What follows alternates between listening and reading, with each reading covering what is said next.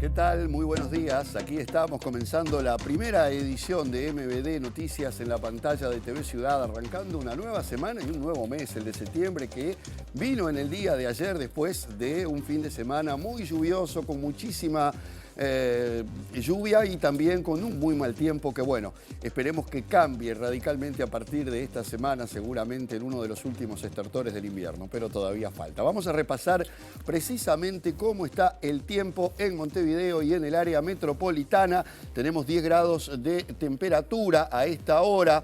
Hoy vamos a tener un día relativamente fresco, nuboso, como podemos ver, con una máxima que va a estar ubicada en los 18 grados.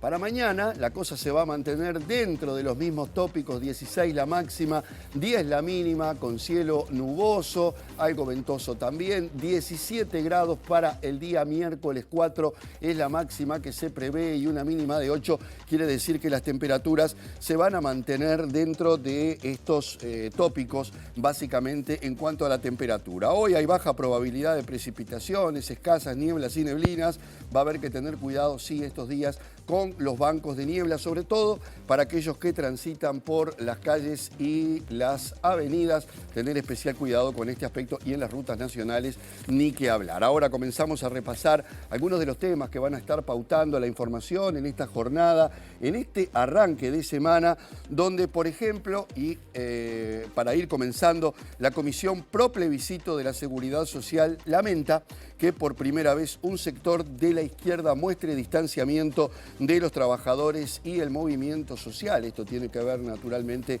con el plebiscito por la reforma y las discrepancias que han surgido en el seno de la izquierda sobre el posicionamiento. En otro orden de cosas, y siguiendo en materia política, el candidato colorado Andrés Ojeda invitó a 112 dirigentes frente amplistas que harán la campaña justamente contra el plebiscito del PIT-CNT a formar un grupo de trabajo para el triunfo del no en octubre. Veremos qué resultado tiene esta convocatoria.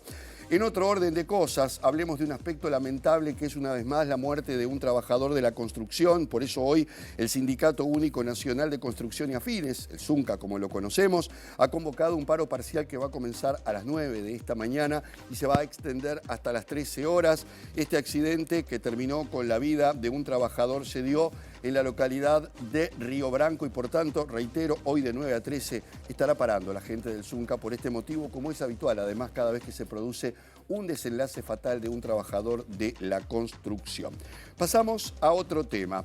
El 95% de los hogares uruguayos empeoró su situación respecto al año 2019. Esto lo afirmó a TV Ciudad la docente e investigadora de la Facultad de Ciencias Económicas y Administración de la UDELAR, Andrea Vigorito, en comparaciones que tienen que ver con lo que ocurría hace exactamente 5 años concretamente más atrás. Vamos ahora a otro tema porque la Organización de Estados Americanos, la OEA, premió al proyecto Motocarros de la Intendencia de Montevideo por su innovación en la inclusión social, pero también en la estrategia de limpieza para la ciudad. Un mecanismo que ha dado resultados, evidentemente, y que ha sido, bueno, también celebrado por la Organización de Estados Americanos. Hoy, aquí, en este informativo, vamos a estar recibiendo, además, para hablar de temas de actualidad, a la directora de participación del gobierno brasileño,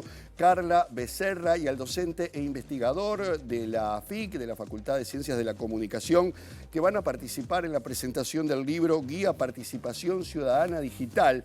Esto se va a estar dando en el marco de un seminario que está relacionado con un tema, como se decía antiguamente, de candente actualidad, que tiene que ver con la incidencia que están teniendo las plataformas digitales en la vida social y política de los países y en todo lo que se viene generando a nivel mundial y por supuesto también a nivel regional, con ejemplos muy concretos como por ejemplo, valga la redundancia, el que tenemos por estas horas en Brasil precisamente. Bueno, estos son algunos adelantos nada más de lo que estaremos desarrollando y que seguramente se irá complementando a lo largo del día. Y ahora nos vamos a lo que informa el Centro de Gestión Metropolitana metropolitana para ver cómo están las calles de Montevideo, que ahí las estamos viendo en una mañana que todavía se presenta bastante gris. Hay problemas en Ciudadela entre Cerrito y Piedras de 17 a 19 horas para la circulación porque se está trabajando en el hormigonado hasta el 3 de septiembre, hasta el día de mañana.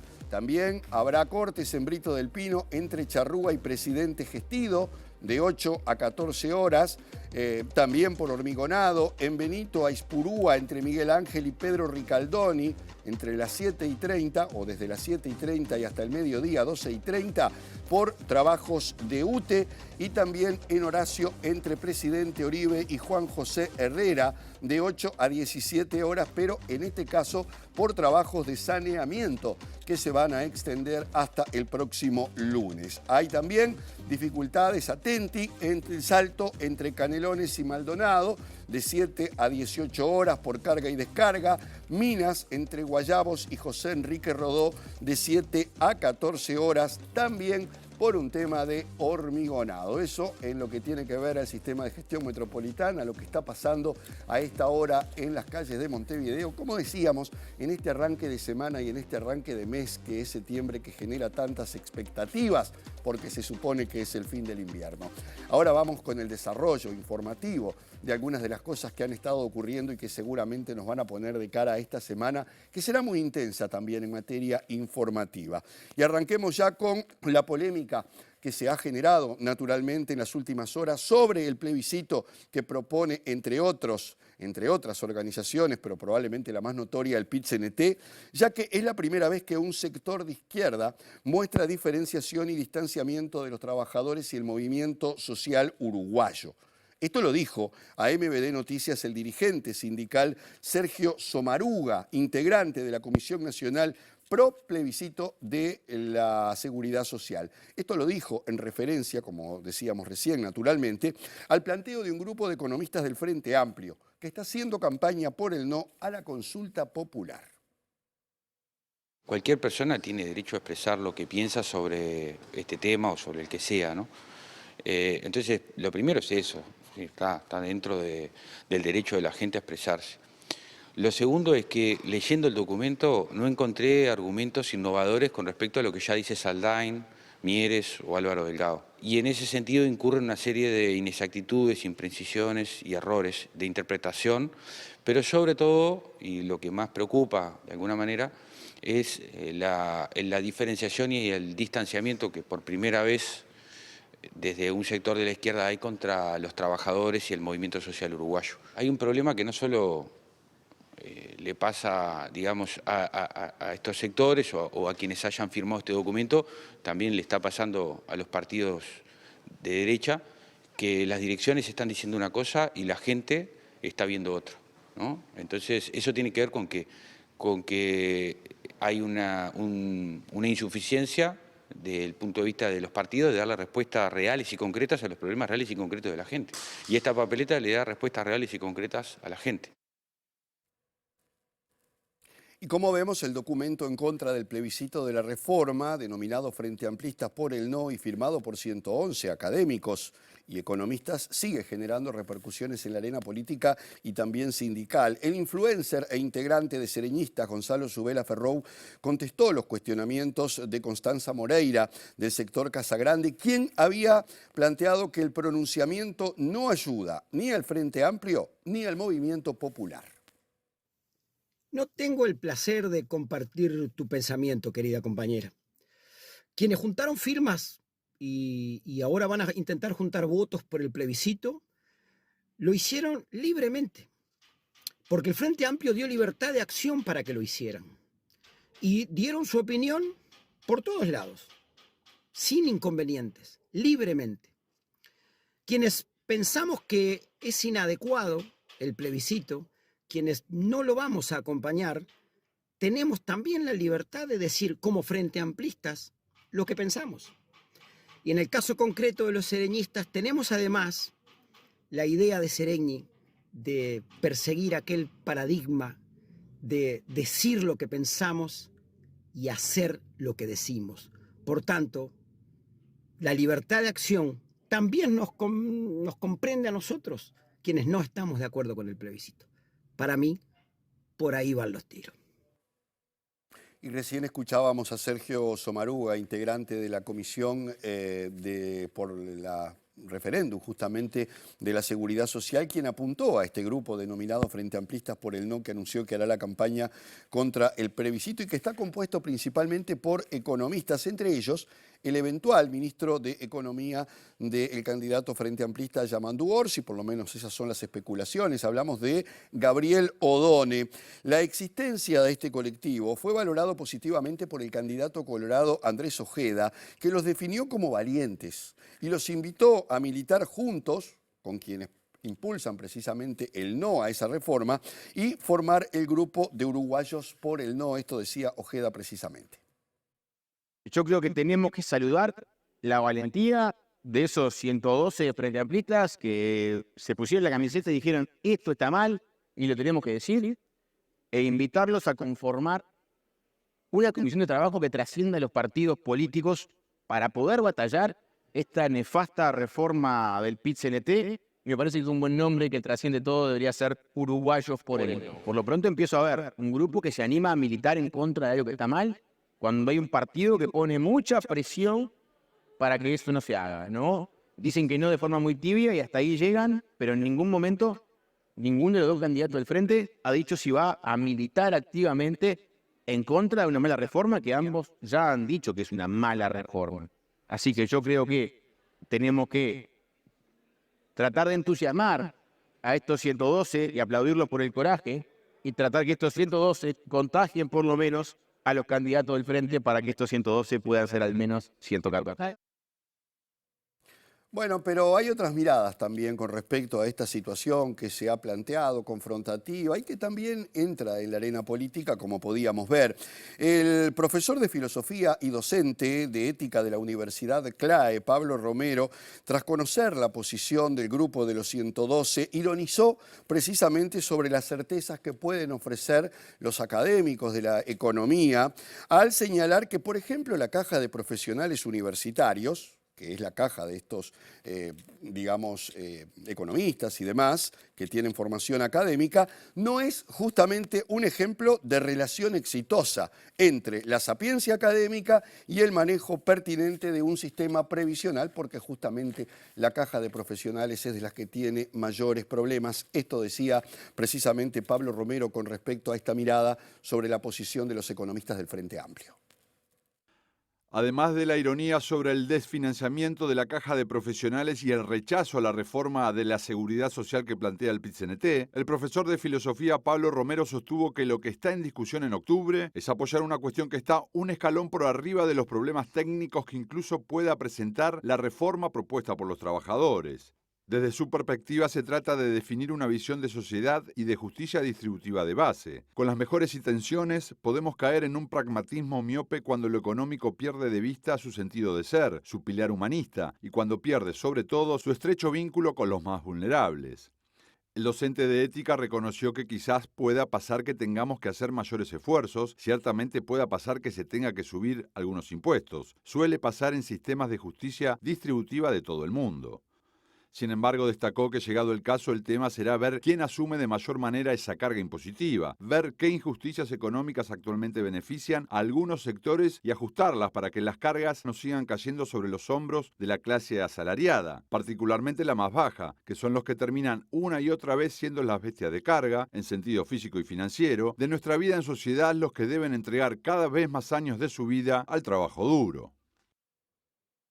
Y para cerrar con este tema por ahora, porque seguramente será motivo de muchos debates, precisamente la Comisión Nacional Pro Plebiscito de la Reforma ya puso en marcha la segunda parte de la campaña de cara al 27 de octubre. Este miércoles 5 de septiembre se va a realizar la presentación oficial en el Teatro El Galpón, tal como lo explicó Sergio Somaruga.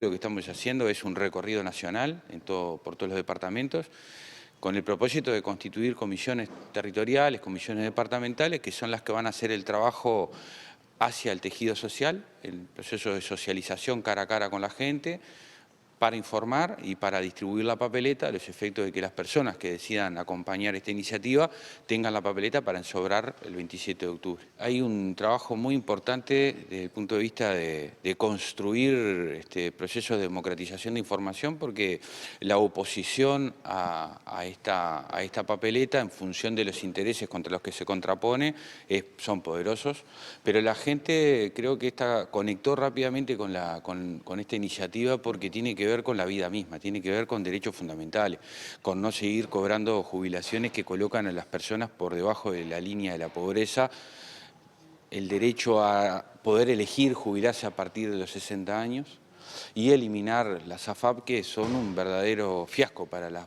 personas y para los trabajadores. Y ahora pasamos a otros temas que tienen que ver también con lo económico en alguna medida, pero va por otro lado. La docente e investigadora de la Facultad de Ciencias Económicas y de Administración de la UDELAR, Andrea Vigorito, dijo que el 95% de los hogares empeoró su situación respecto al año 2019. Para Vigorito, dentro de la masa salarial hay mayor desigualdad que hace 5 años. Pasan dos cosas que son bastante, que van en el mismo sentido y que son objeto de preocupación. La primera es que dentro del Producto Bruto, como decía Guillermo, la participación de la masa salarial se reduce, es decir, que aumenta lo que llamamos el excedente de explotación, que está ligado a lo que podría ser más las rentas del capital, pero a su vez dentro de la masa salarial vemos mayor concentración, es decir, mayor desigualdad. Entonces, salimos de la crisis con un país más desigual, tanto por esta disminución de la masa salarial como por lo que pasa entre trabajadores y que después se traslada a los hogares y que tiene que ver, por ejemplo, con que la pobreza todavía esté por debajo de los niveles, por encima de los niveles de 2019.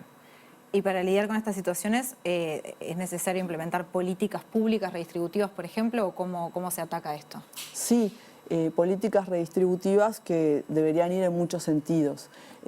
Básicamente, aumentar los ingresos de los hogares, y eso tiene que ver con lo que pasa con los salarios, sobre todo con los salarios mínimos y demás, y con lo que pasa con las transferencias públicas, que son insuficientes para lograr que los hogares vuelvan a estar por encima, los ingresos de los hogares vuelvan a estar por encima de los ingresos previos a la crisis.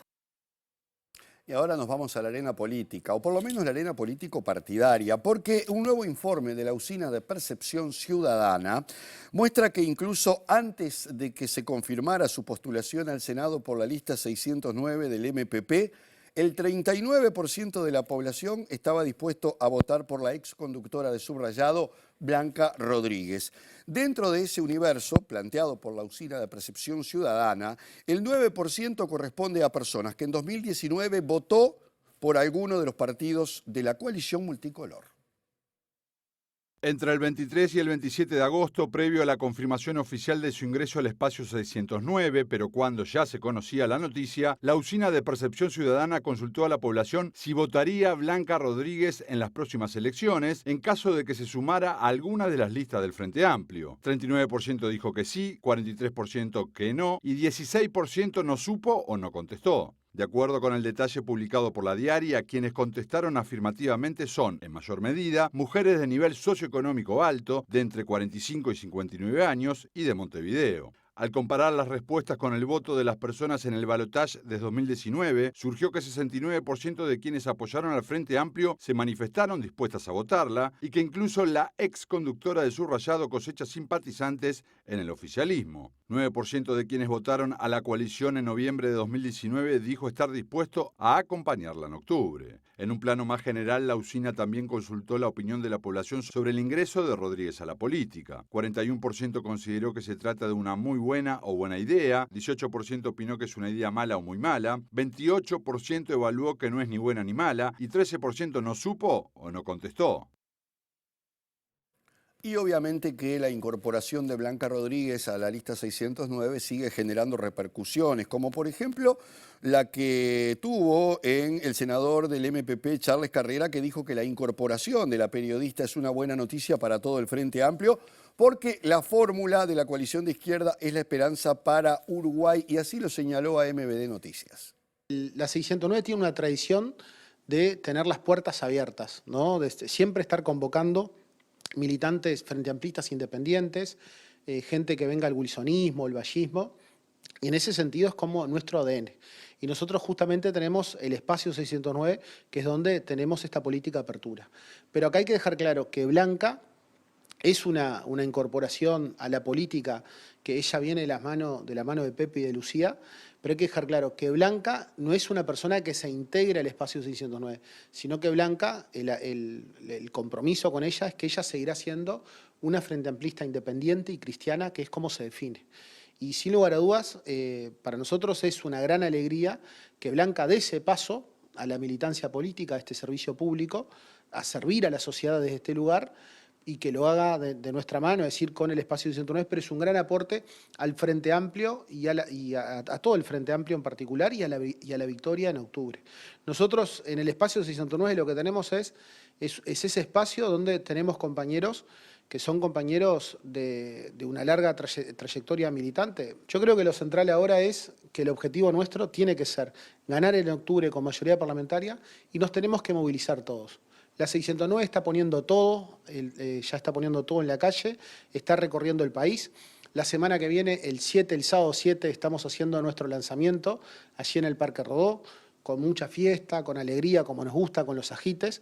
Ahí la intención nuestra ya está confirmada Blanca, ya está confirmada el Pacha, Blanca, Lucía, ya están confirmados que van a hacer uso de la palabra.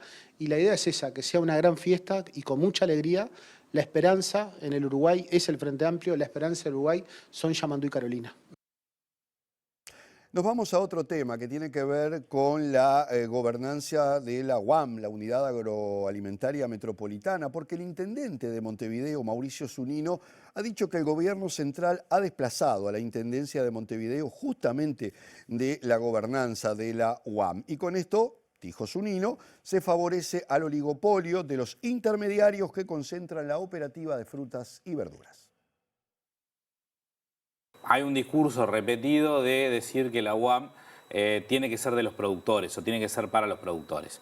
En realidad, los que llamamos productores, que son los que mayoritariamente elaboran su producción y la venden en el mercado, son un 26% de los metros cuadrados que tenemos. Y además, lo que comercializan representa el 19% de la comercialización total.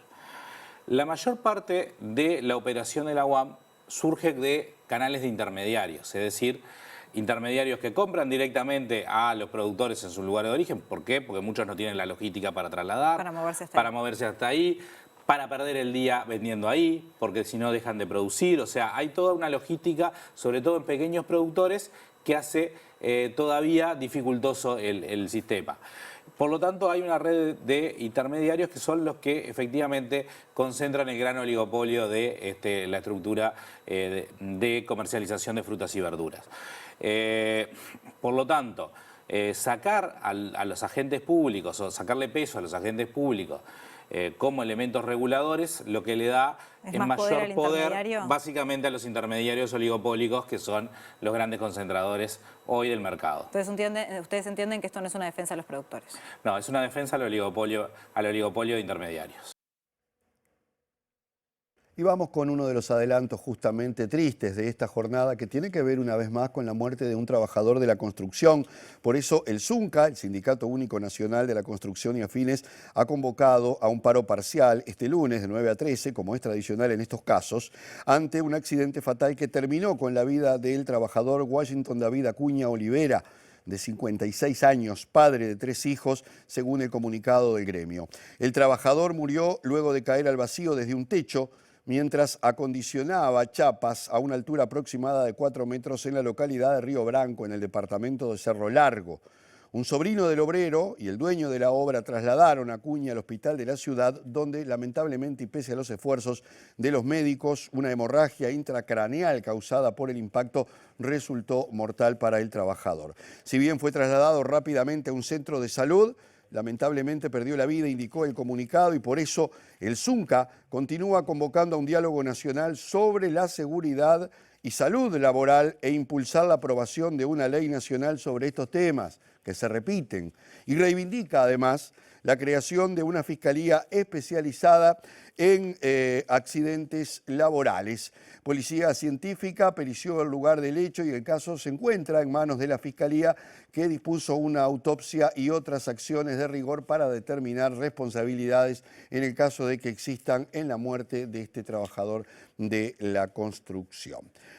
Nos vamos a otro tema ahora que tiene que ver con justamente las lluvias del fin de semana. En pleno proceso judicial tras una orden de desalojo, el asentamiento 3 de octubre sufrió graves inundaciones a raíz de las lluvias que, como decíamos, estuvieron justamente dándose este fin de semana. Desde la Intendencia de Montevideo se comprometieron a brindar un nuevo terreno para el realojo de las 50 familias que allí viven. Ya pasó uno de los 3 meses de prórroga que la Justicia de Paz concedió para aplazar el desalojo del barrio 3 de octubre en el este de la capital. En ese marco, los vecinos lograron obtener el compromiso de la Intendencia de Montevideo de otorgar un nuevo terreno a donde ser realojados. Por el momento no se ha definido dónde estará ubicado el predio que ceda el gobierno departamental. En tanto, está previsto que la Junta Departamental de Montevideo fije fecha para una instancia de intercambio entre las autoridades de la Intendencia y las del Ministerio de Vivienda. Desde la comuna esperan que la cartera se encargue de la construcción de las viviendas necesarias para el realojo de las familias. Por otra parte, sigue pendiente la evaluación del terreno por parte de un equipo de técnicos de la Intendencia de Montevideo con el fin de determinar si es un área habitable o no. De todos modos, es sabido que se trata de una zona inundable, principalmente por su cercanía al arroyo Manga, como pudo comprobarse este fin de semana y cada vez que llueve. Los vecinos indicaron a MBD Noticias que en el interior de las casas el agua llegaba a los 30 centímetros de altura. Si se determina que el terreno no es habitable, puede ser otro elemento para que la justicia ordene a las autoridades dar una solución habitacional a las familias del 3 de octubre.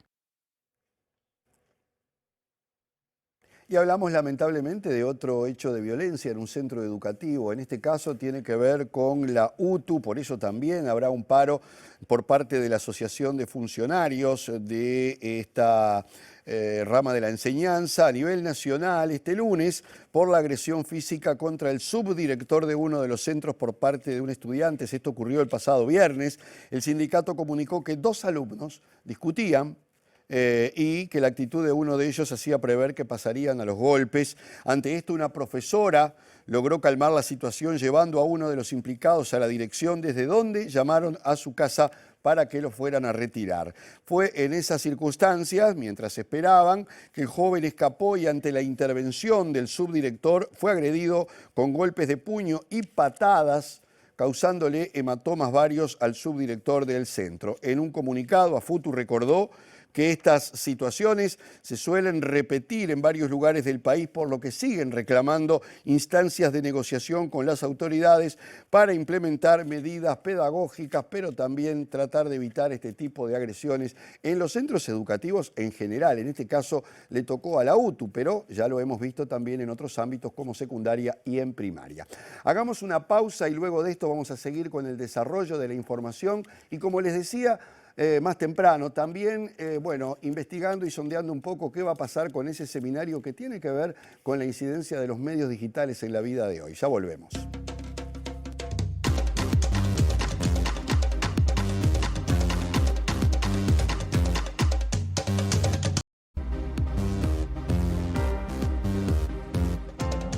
Bien, y adelantábamos al comienzo de esta edición informativa que esta semana se va a estar desarrollando en la FIC, en la Facultad de Comunicaciones, el seminario Participación y Democracia en un Mundo Digital, contexto en el cual se va a estar presentando este libro que se llama Participación Ciudadana Digital, que obviamente forma parte de la temática en la que va a estar centrado este encuentro, que tiene además una convocatoria libre para aquellos que quieran participar, tanto a nivel físico presencial como a través, naturalmente, del mundo digital, porque precisamente de eso se trata y están con nosotros acompañándonos precisamente Carla Becerra, directora de Participación Digital del Gobierno brasileño, y Gabriel Kaplún, docente e investigador de la FIC y también conocido por todos nosotros por sus participaciones aquí en TV Ciudad. A ambos, bienvenidos, un gusto tenerlos. Hola, un gusto.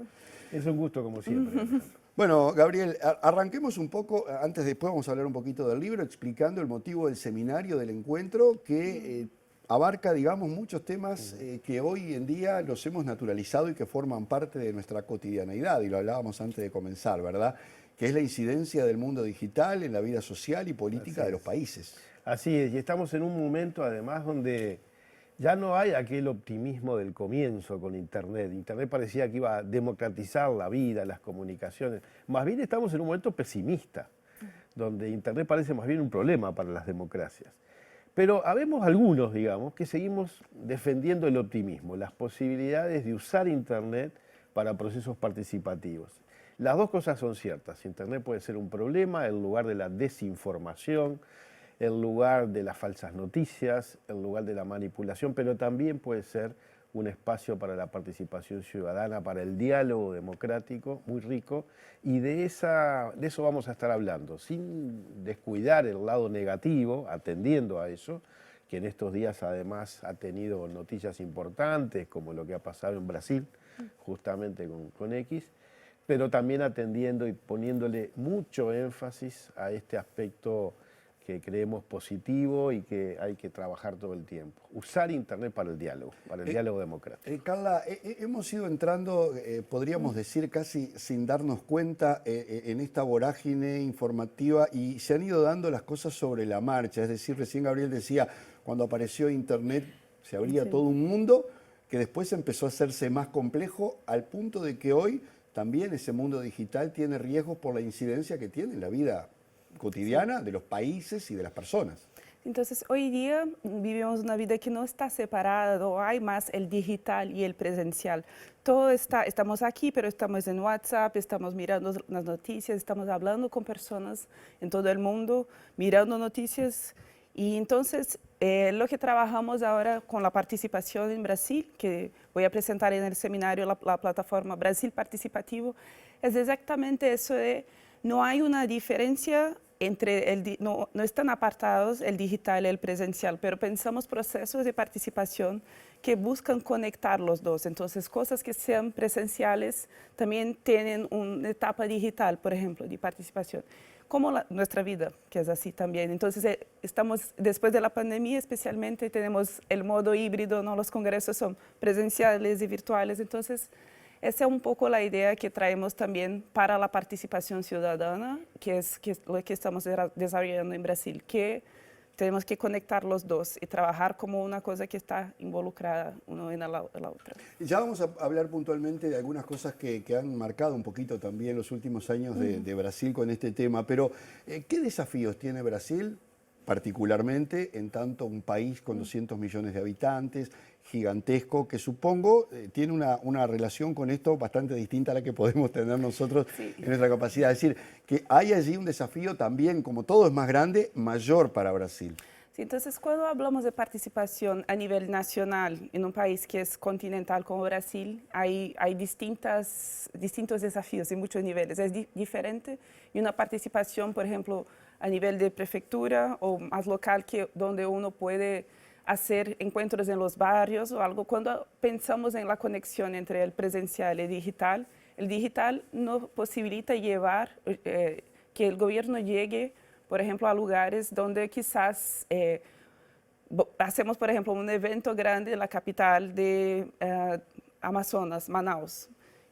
Pero con el digital uno puede participar en cualquier lugar.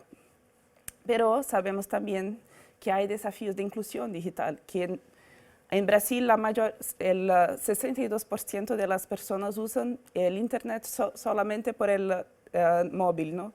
Entonces, también tenemos que estar atentos a esos desafíos de cómo dónde está Internet, si están para todos, quiénes usa, cómo usa. Entonces ese también es un desafío muy grande. O sea que la exclusión también llegó a Sí. lo digital. Gabriel, ¿cómo ha impactado en nuestro país, interpretás tú a través del trabajo académico, todo este mundo a nivel político? Seguramente estas últimas elecciones o este último periodo, vamos a decirlo así, se ha visto cada vez más marcado en la medida que va avanzando todo por estas situaciones y la incidencia del medio digital y la atención y tensión permanente que genera un simple posteo que puede llegar a desatar una cantidad de cosas. Digo esto a nivel de que para la comunicación también es, digamos, un desarrollo que está en pleno proceso, ¿no? Exacto. Tenemos, por ejemplo, procesos que en la región se dan y en el mundo de polarización, en el mundo digital especialmente. Uruguay parece estar un poquito más a salvo, pero no del todo, ¿no? Esos debates donde uno dice, pero ¿y qué pasa acá? ¿Por qué estas posiciones extremas parecen ganar la conversación pública cuando hay una enorme mayoría de la gente que no está en esos extremos? Pero a veces hay personajes que tensionan, que dicen las cosas más brutales, porque es muy fácil decirlas en un posteo en X o en cualquier red. Esos temas, por ejemplo, los vamos a estar discutiendo en el seminario. ¿Es posible, por ejemplo, hacer lo contrario? ¿Usar Internet para despolarizar el debate público? Nosotros pensamos que sí, y vamos a mostrar algunas experiencias que está habiendo en la región interesantes. Pero por otro lado, este ha sido un periodo donde tuvimos también una especie de contradicción o paradoja. La pandemia obligó a que muchos espacios de participación presencial fueran digitales. Aceleró eso, ¿no? Aceleró mucho eso. Por ejemplo, yo mismo integraba la Chasca, una comisión asesora de servicios de comunicación audiovisual, lamentablemente desaparecida hace pocos días con la nueva ley de medios, que se reunía presencialmente hasta antes de la pandemia. Durante la pandemia se reunió por Zoom, digamos, y terminada la pandemia no volvió a haber reuniones presenciales, todas fueron por Zoom. Bueno, ese tipo de cosas sucedieron y junto con eso estuvimos trabajando desde el gobierno anterior y también con este en el desarrollo de una plataforma similar a la que Brasil tiene. En Brasil es Brasil Participativo, aquí Plataforma de Participación Ciudadana, que está disponible, la elaboramos junto con la gente de AGESIC, y que se usa limitadamente. Ahí pensamos que hay posibilidades de usarla muchísimo más. Carla, está en pleno desarrollo todo un debate y una polémica que se ha generado en Brasil a partir del uso de las redes sociales, de las investigaciones judiciales sobre la forma en que se han utilizado esas redes. Hay una confrontación con Elon Musk, y lo voy a nombrar a él, pero también hay otros, ¿no?, líderes de plataformas digitales. Musk probablemente sea el más visible y está metido en una cantidad de líos en todo el mundo, no solo en Brasil. Bueno, ¿cómo se está procesando precisamente en su país, en el medio de todo este debate político, la incidencia que ha tenido lo digital, este mismo episodio, lo que ha ocurrido también en el periodo de Bolsonaro con el manejo que se ha hecho de las redes sociales y las acusaciones que existen? ¿Estamos asistiendo a una nueva realidad en el relacionamiento político a través de lo digital? Entonces, yo pienso que hay un límite donde las plataformas, las grandes corporaciones tecnológicas que hoy controlan la charla pública, ellos están enfrentando un límite que está como pasando la forma como está organizada, deja espacio para que la democracia sea amenazada, porque los algoritmos están organizados de una forma que hay se valoriza los que están en posiciones muy radicales, ¿no? Entonces, la discusión camina para un lado muy radicalizado y al revés hay que regulamentar y pensar en otras formas de que el debate público pueda ocurrir de una forma más democrática. Es eso un poco que estamos intentando hacer en los espacios de las redes que creamos con Brasil Participativo, ¿no? Que no creamos un algoritmo que valoriza la discusión radical, más bien una discusión de confrontación más moderada, vamos a decir así, ¿no? Que uno busca las condiciones para para estar en concordancia, no para estar en desacuerdo. Es una serie de desafíos importantes entonces los que se plantean. Vamos a recordar entonces, martes 3, miércoles 4 se va a desarrollar este seminario, se va a estar presentando este libro que está directamente relacionado con el tema y que tiene que ver con los desafíos que plantea el mundo digital para los países a nivel político, a nivel comunicacional. Y bueno, seguramente van a seguir apareciendo en la medida en que esto es un camino hacia adelante, muchísimos debates. Carla Becerra, directora de Participación Digital del Gobierno de Brasil. Gabriel Kaplún, docente investigador de la FICE, gracias por acompañarnos. Gracias, y los esperamos en la facultad mañana y pasado. Nosotros nos vamos ya al móvil donde está Juliana Perdomo en la Agencia Nacional de Vivienda. Juliana, buen día, te estamos escuchando y viendo. Gracias, Alejandro, el gusto en saludarlos a todos. Como hemos informado las últimas semanas y seguramente los televidentes han visto la campaña de bien público, los distintos medios de comunicación, se viene implementando el plan Unidades Reajustables por parte de la Agencia Nacional de Viviendas y también el Banco Hipotecario, que beneficia a aquellas familias que obtuvieron créditos antes del 2009. Y para hablar de su implementación estamos con el presidente de la ANB, Klaus Mill. Muchas gracias por estos minutos. Bueno, ¿cómo se viene desarrollando este plan de unidades reajustables? ¿Hay muchas consultas al respecto? Bien, buenos días. Venimos trabajando muy fuertemente con este plan dentro de los plazos establecidos por la propia ley. En el día de este fin de semana justamente se recibieron también por parte del Banco Hipotecario ya, digamos, más avances sobre la aplicación de los beneficios.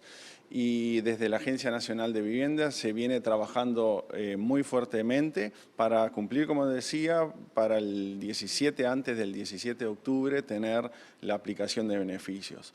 Acá lo más importante mencionar que, como bien lo dice nuestra campaña de bien público, es que todas aquellas personas que tengan créditos en UR se hagan la identificación digital que está bien explicada en la página de la Agencia Nacional de Vivienda, y de lo contrario, para aquellas personas mayores que que necesitan alguna ayuda para realizar la identificación digital, se pueden acercar a la Agencia Nacional de Vivienda, que tenemos justamente lugares para hacer aquí la identificación, lo mismo en las sucursales.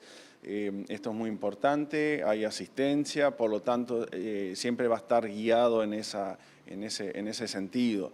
Esto si se puede hacer antes del 17 de octubre, por supuesto que lo puedan realizar, es mucho mejor, porque así ya en ese momento, cuando empiecen a darse la información paulatinamente sobre las situaciones de crédito, las personas ya pueden tener el acceso inmediato. Presidente, recordar los beneficios que otorga este acuerdo. Sí, recuerden que hay 3 categorías. La primera es justamente la extinción del crédito para aquellos créditos que tienen más de 40 años, o sea que son anteriores al 84, hasta diciembre del 83. Entre diciembre del 83 y enero del 84 y diciembre del 93, la extinción del crédito, ahí hay una reducción del plazo al 0%, reducción de la tasa de interés, con la reducción justamente de los plazos. No cambia acá la cuota para esos créditos, sino que se sigue pagando la misma cuota, el mismo valor de cuota, pero con una reducción del plazo, porque justamente aplica 0% de tasa de interés, o sea, se estaría saldando justamente la cuota. Y para aquellos que son del 93 al 2009, eso es una tasa máxima del 2,5%, también la misma cuota, con reducción de los plazos justamente porque estaría pagando menos porcentaje de interés. ¿A cuántas familias se estaría beneficiando? Y recordemos los plazos para asesorarse. Y estaríamos beneficiando más o menos alrededor de unas 18.000 familias dentro de todos estos créditos. ¿Para obtener la identificación digital se tramita a través de la página web? Para obtener la identificación digital tienen que tramitar, sí, como está identificado, consta de 3 pasos. Primero es a través de la página, realizar la identificación online y después tienen que hacer un pago exterior, una salida exterior que es no pago, esto es importante, que se hace en las redes Habitat, y luego una vez más digamos, en la página elevando el nivel. Pero está bien explicado justamente para hacer paso por paso como es la identificación digital. Para finalizar, ¿hasta cuándo vamos a estar observando esta campaña de bien público y cuánto ha aportado? Vamos a estar aproximadamente unos 15 días más, un poco menos. Fue muy importante, esta campaña es muy importante porque justamente ha movilizado la mayoría de la población que tiene créditos en UR y hoy tenemos una adhesión muy importante ya a la identificación digital, lo cual va a ser mucho más fluido el trámite una vez que tengamos los créditos establecidos. Muchas gracias. Gracias a ustedes. Bueno, Alejandro, ya tenían la palabra del presidente de la ANB. Ya saben, pueden asesorarse a través de la página web de la Agencia Nacional de Vivienda o aquí en el propio local o los distintos sucursales en el interior del país y crearse la identificación digital, que es lo más importante para iniciar estos trámites. Gracias, Juliana. Hasta luego. Nos reencontraremos en las otras ediciones de MBD Noticias y nosotros seguimos con temas que tienen que ver también con la cuestión de los barrios y el saneamiento. Concretamente, vecinas y vecinos del barrio Casabó plantearon molestias por obras que se vienen desarrollando en la zona y que están afectando justamente la movilidad porque se generan barriales, así lo han denunciado, y enormes charcos, sobre todo con el clima que hemos tenido. Aseguraron que plantearon sus quejas a autoridades, pero que todavía no han tenido respuesta. En estos días de lluvia se ha generado bastante problema. Hemos tenido vecinos que estarán viendo las imágenes, que se han caído por el tema de obra, no quedan en condiciones, van avanzando y no terminan el trabajo anterior. Hay como diferentes problemáticas con respecto a las obras que están llevando adelante. ¿Hablaron con autoridades de OCE en su momento, con quienes iban a trabajar? Tuvimos varias instancias de información a los vecinos y varias instancias con el área social y con directores de la OCE que les informamos cuáles eran los problemas y bueno, y no solo eso, sino también genera otro tipo de problema que es con la basura. Ellos vienen dejando montículos de tierra por diferentes puntos del barrio y eso conlleva que el vecino lo vea como un basural y deje la basura también ahí. O sea, son varios los problemas que estamos teniendo. ¿Es una zona que se viene trabajando hace 5 o 6 meses? Es una zona que se viene trabajando durante hace tiempo y entendemos que tenemos obligaciones como ciudadanos, pero también entendemos que tenemos derecho a vivir dignamente y creo que las condiciones que ellos vienen dejando las calles no son dignas como para los vecinos poder transitar. Bien. ¿Qué complicaciones hay? ¿Personas que no pueden entrar a su casa? Hay de todo. En estas instancias, con el agua se forman barriales totales, cuadras enteras sin poder transitar, los vecinos, los gurises que salen a estudiar, los compañeros y vecinos que salen a trabajar. Bien, y ya casi en el final, gran expectativa se ha generado este fin de semana a partir del anuncio de que hoy a las 20 horas la Asociación Uruguaya de Fútbol ha llamado a una conferencia de prensa en el Estadio Centenario donde se ha anunciado que Luis Suárez, máximo goleador histórico de la Celeste, hará una serie de anuncios. Ya hace tiempo se viene especulando con la despedida del 9 y según señalan periodistas especializados deportivos, este es el motivo de la convocatoria que será transmitida por AUF TV. Hay que recordar que la selección uruguaya va a jugar este viernes a las 20:30 horas en el Estadio Centenario frente a Paraguay por la 7ª fecha de las eliminatorias rumbo a la Copa del Mundo 2026 y será un encuentro muy especial por un montón de factores según se especula. Además de las muchas bajas que va a presentar el equipo celeste de Marcelo Bielsa por suspensiones y algunas lesiones también, dará lugar a caras nuevas, pero también podría ser el último partido, se especula, de Luis Suárez en filas de la selección que lo tiene como máximo goleador histórico y además un ídolo popular de proporciones en nuestro país y también en el mundo por el desarrollo que ha tenido su carrera deportiva. Nosotros nos vamos, los dejamos con Ciudad Viva, la edición central de las 19 horas, la edición del mediodía a las 13. Ustedes van a seguir informándose aquí en MBD Noticias, por supuesto a través de las plataformas y a través de 107.7 Uniradio, la radio de la Facultad de Comunicaciones. Nos reencontramos mañana a esta hora, pero al mediodía con una nueva edición de MBD Noticias.